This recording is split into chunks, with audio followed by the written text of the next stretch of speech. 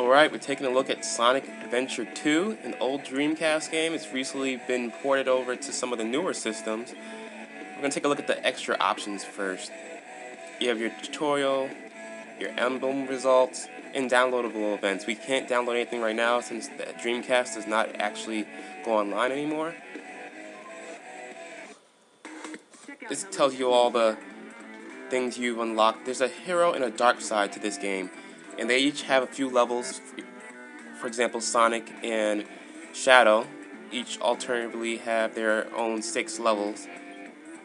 Some of them are pretty similar, some of them are very different. And it goes so on to mini games, and there's 180 emblems to unlock, and it's pretty difficult to get all of them. We're not going to have them explain the game for now. Want to change the settings? You have the little settings options. You can change anything in there, from music to your file save memory, rumbles, every little normal thing you'd find in most games. But let's get into the actual game then. There's a 2-player mode where you can race your friends, but for now we're just going to go into the kart racing, which would be for the 2-player mode. There's a little extra options Sonic has.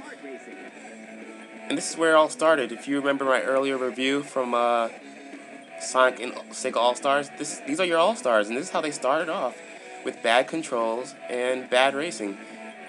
So we'll show you, they have stats, they have their braking ability, their gap, their acceleration, their speed. We're going to go with the fact that the speedy characters have the same exact stats. Sonic has the same exact stats as him, as Shadow. Tails has the same exact stats as his nemesis Robotnik. And Knuckles, you can guess it. You can pick what type of game mode you want, or you can also download one. For now, I'm just going to go with Expert to show you how the harder, less controllable levels are like in this horrible kart racing extra. Although the game includes it and it's nice to have, and it's actually in the storyline at one point where you're going to have to race. So it's nice that they actually put an extra mini game here. I'm not going to say it's unnecessary, but it's there if you want to play it. Your character to go against extremely fast. You'll often hit the wall and do this weird spin out. Any little hit will nudge that into that spin out almost. Like this. Maybe not. Well, as long as you go a little faster. You want to get rings so you can actually get this special ability to boost, for example, or let's see if I can get some. Or use different items. There's no actual like spinning items on the floor that you pick up. That's the drifting ability. There's no actual button to do drifting. It just starts to go out of control just by little turns.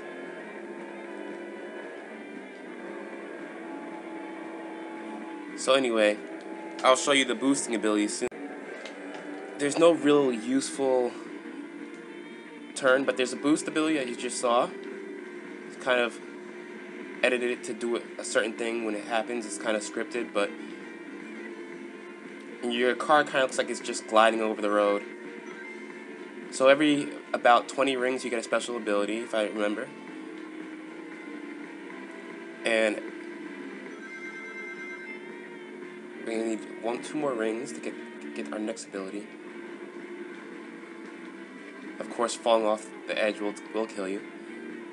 Now let's try catch up to our great racer there, Shadow, who just seems to be killing the curves no matter what you do. Because they are set on their own little path, they will always go that certain direction.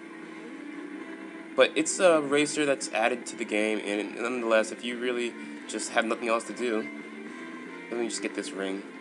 Yes, you cannot really reverse that easily. So you get another boost. So there you go. So the already hard to control car gets even more hard to control.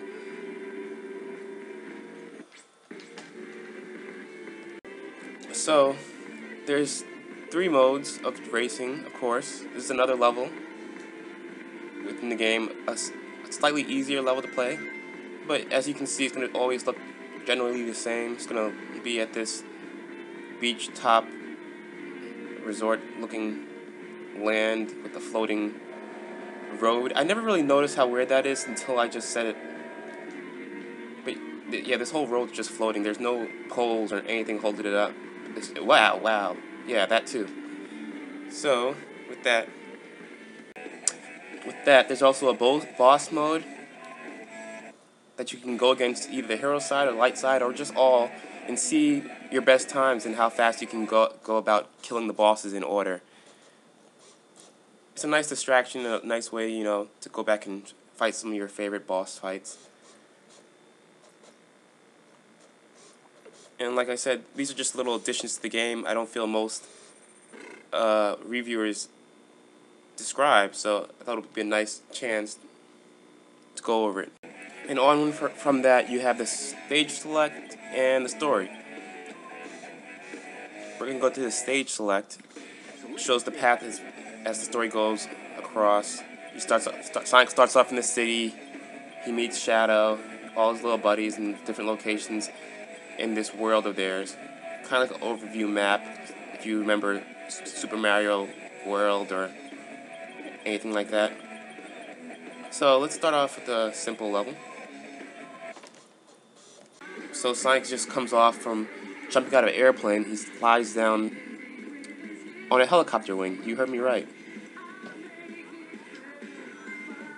So as you can see, Sonic has all of his little abilities you unlock later on in the game. You can bounce.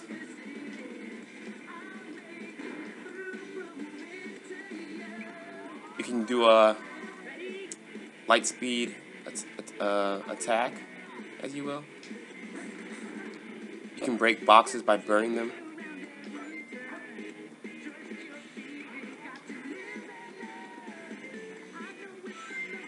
Yeah, if you notice, Sonic does not run as fast as his counterpart in the newer games.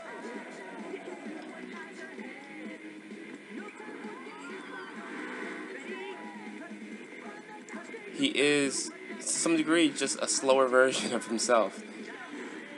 You just saw it as a light speed attacks Sonic had from the older games. Sonic still has his trademark, you know, running sequences, which are always fun and exciting to try. Although you don't know what's coming in front of you, you gotta take your word for it and try to dodge. Another thing you'll notice, the game looks kind of dated. It was good back in the day, but the buildings and models start coming together from afar. It's not really, it's kind of loading itself. If you see the background over there, the little picture is kind of blurry until you get closer by it.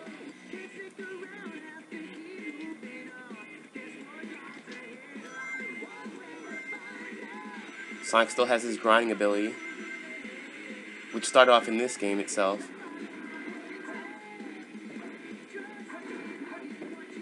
His homing attack isn't as exact as before, as the newer games, because it doesn't have that, you know, the range it has in the newer games, and it doesn't really focus completely on the homing attack.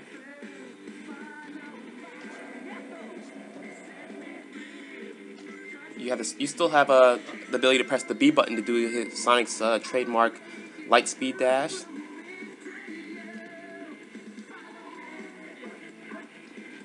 And you still have the ability to find special areas that you can't find before without your special abilities.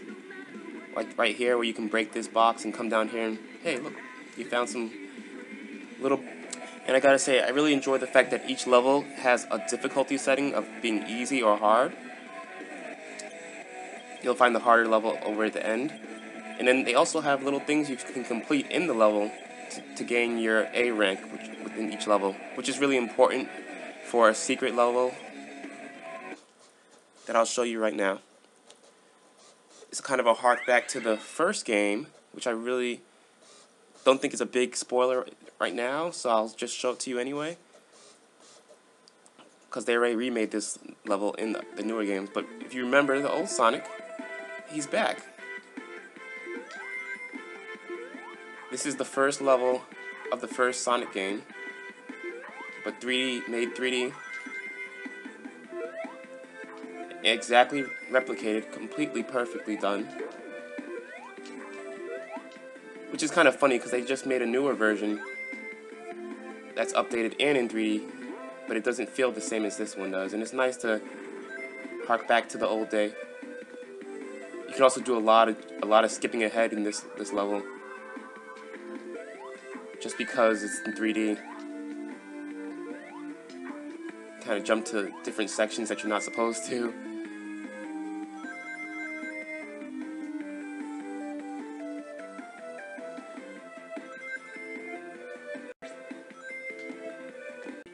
So there's also the shooter sections with Tails and Robotnik. Just like Shadow and Sonic, they function pretty much the same as their counterparts. You spend most of the time shooting things and kind of finishing puzzles. And it's a nice distraction from the main game, with the main fun part of the game, Sonic, of course. Depending on what you like, you may enjoy it, you may not. If you like shooters, you'll enjoy just running around, shooting everything you see. It's kind of a linear level progression, and it just kind of goes forward a couple turns, but you're gonna spend most of the time just running forward and shooting everything in your path by just pressing the X button.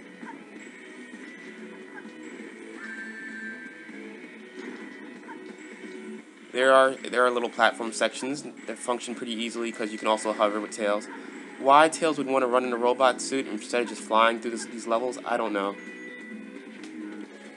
Because it makes him a lot easier to die. Beginning of each level, of course, the little mission objective will be seen on the bottom. This is the hard version of the stage. This is how you play as Knuckles. He can only get hit once if he has no rings, just like Sonic.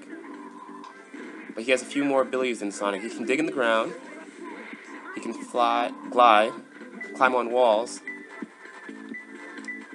And he's going to have to look for these shards of the crystal. So, for example, or some other items that he needs to find throughout the storyline. When it's green, it means it's close by. When it's yellow, it's really close. And when it's red, it probably means it's there. Many people kind of feel these stages were annoying, but it helps to make the game longer. You'll spend several minutes to like 2 minutes to like 10 minutes trying to find these items in these levels. And they'll take you all over in a non-linear fashion, which is nice. As Knuckles will be able to go all the way up to the top of the space station in this level. And it's a nice change of pace, but at the same time it's heavily, annoying sometimes, and the controls on Knuckles are kind of jittery. His ability to punch instead of doing a homing attack doesn't always come in handy, as the punch is very short-ranged. And why he would need to do a punch upward to end it, I don't know.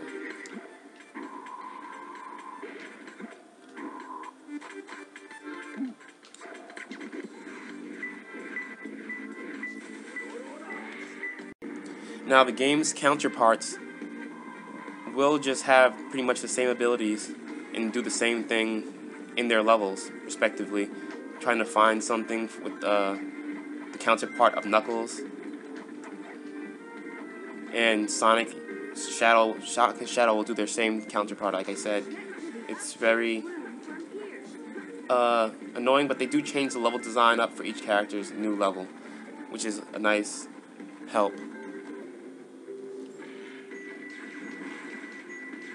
You got Robotnik and his clunky self running around, and his little robot doing the same thing Tails has been doing for a while through his levels. To some extent, the bad guy side is a little bit harder than the good guys in their levels. I'm not sure if that's done on purpose or not.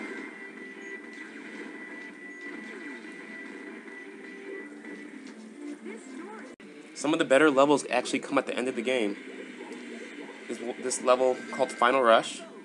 that has Sonic grinding on rails the entire level. It's really fun to see him just racing through the level on these rails, and it really harkens back to what you see in the newer games these days with their little rail sections.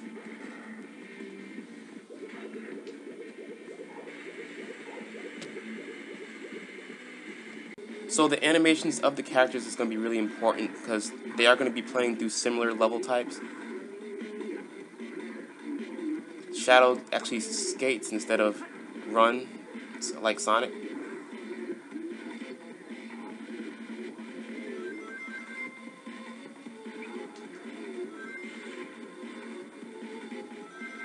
It's a nice smooth animation as you see him skating across the levels, and it looks really nice.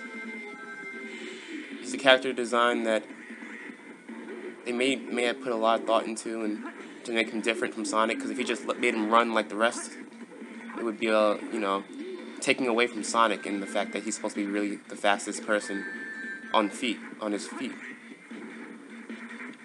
But generally they have pretty much they run the same speed. Might just look a little different because Shadow actually skates. He has the same ability to light speed dash, and he can also do a couple other interesting things. I won't spoil the storyline for you.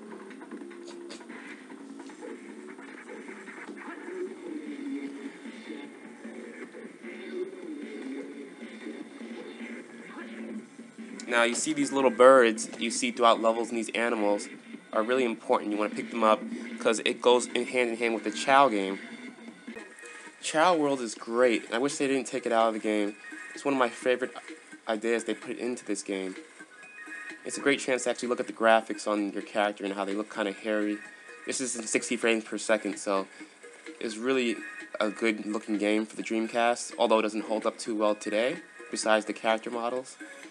It's a little blocky and everything. So Chao World. You actually get a Chao, which is a little animal-like looking creature. It was in Sonic Adventure 1, but they handled it a lot better here. The things you pick up in your levels can be given to your Chao, and they give you Chao different stats and abilities. Think of them like little creatures, harking back to like Pokemon or something like that. And right now, my Chao will get effects from that animal I give it. Like, it'll gain wings if I give it a flying creature, and it'll lose stats because it's flying now. It can't swim as well, maybe. And you can pet your Chao and take care of it depending on what character you have. For example, Shadow, him interacting with your Chao too much will make your Chao evil. You can give your Chao fruits and different foods to help it. For example, when it's hungry, you heard one Chao screaming. I don't know who it was, but one of them was screaming for food. Maybe it's this one. But you'll hand it to them and they'll enjoy it. As you can see, this Chao's color is more pale, meaning it has an angel's halo on top. That means it's been interacting with a couple good guys. As it falls, you need to take care of it a little bit, make it seem happy. You can also be mean to a Chao. Name your Chao, throw your Chao around. Sadly, if you throw your Chao around too much, it will die. It will just die. It'll turn back into an egg or something like that. You can drown your Chao, do whatever you want. Just watch out for PETA.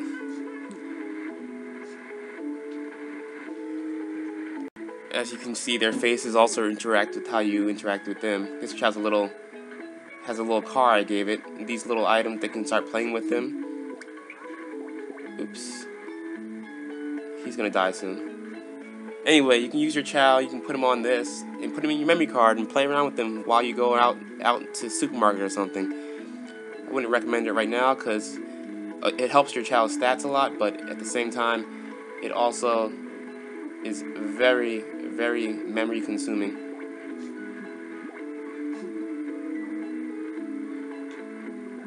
But finally, you can go into races. This is how you get items for your Chao. When they win races, they win items. It's very simple. can have a beginner's race, drill race. All of them are extremely hard, and you can even race against your friends, chows, if they bring them over or something. They're extremely hard races, and you're going to have a really strong chow, and really makes the game longer.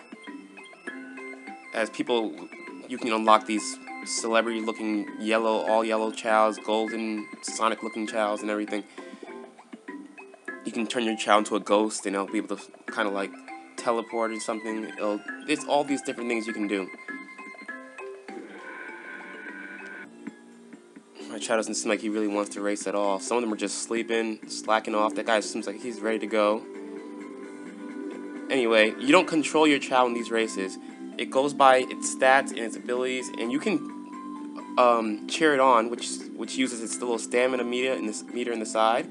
But you want to know when to use that meter. Like right now, he's losing like crazy. If I see an opening, I tell him to run forward as fast as he can. And it will help your chow during the race, but you don't want to use that too early because it's going to need it very later on. For example, if I use it all right now, he'll push as hard as he can to get ahead, but someone's stopping him, so now I can't cheer him on at all. If he gets tired, he's done. Like that. Finally, there's a Dark Chow world, and there is a Hero Chow world. I would say maybe it's called Heaven or Halo. I'm not sure. But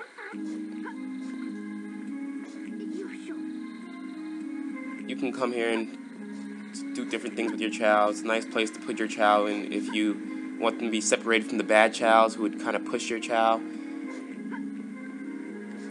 It's a strange concept, but if you have a ton of animals and chows all over the place, you don't want to have them all sing in one little village. And like I said, I spent hours playing in here. Just interacting with your chow just adds a ton of lasting appeal. And although the game does not hold up well graphics-wise these days, it is the music is good. It changes depending on each level and how it looks. Just like how you can hear the kind of airy sounds in this level, because it's kind of, you know, the dark world, as you will. And there's lots of things to do, and there's a lot of special fruits you can give to your chow in different types of world that will edit its stats accordingly.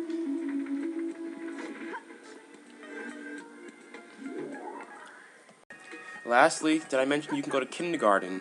Yep, kindergarten. You can drop your chows off at kindergarten so they can learn something new. Yeah, that concept is there. I don't know what you think about that, but your chow will go to school while you go off saving the world. You can go to the principal's office, see what your chow's up to, see your chow's health.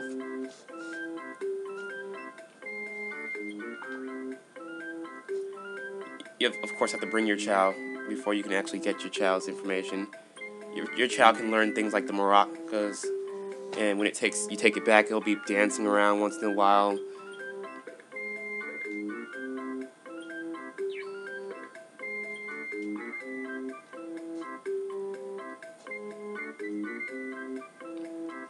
Sometimes your child's not happy to see a specific character.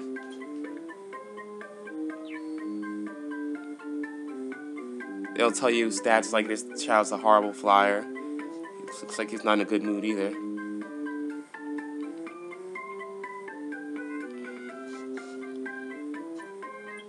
And you can go to the principal's office and so on. We did it! Let's go, Amy! Yeah! Although they have improvements in their voice acting, this game, of course, still does include the corniness, the awkward mouth movements, and the blocky hands, and you can just go on.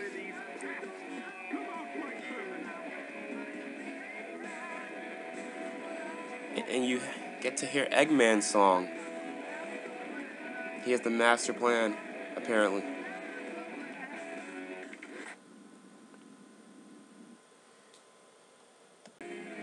I know this has been a long review, but I just wanted to give you a chance to see everything about the game. So if you're likely to buy it, you have a chance.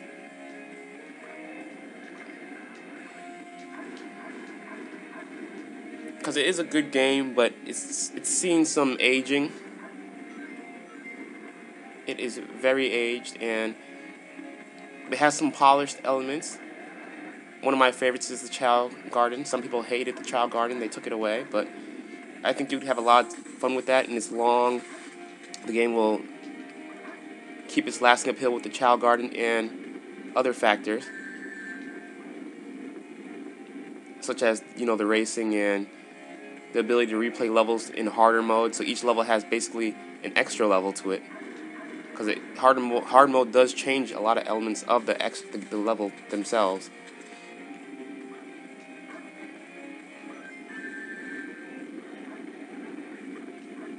So, with that, we're going to call it a day, and as always, the reviewcell.webs.com.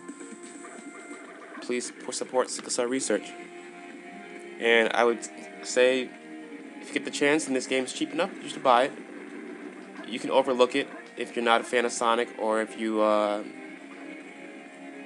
just want a more difficult platformer. I would say buy something else. But for what it's worth, this is a good game. Good purchase. It's a little dated. You're not going to really enjoy it as much today. And if you can get Sonic Generations or Sonic Colors. It might be a better buy. But it's not a bad choice.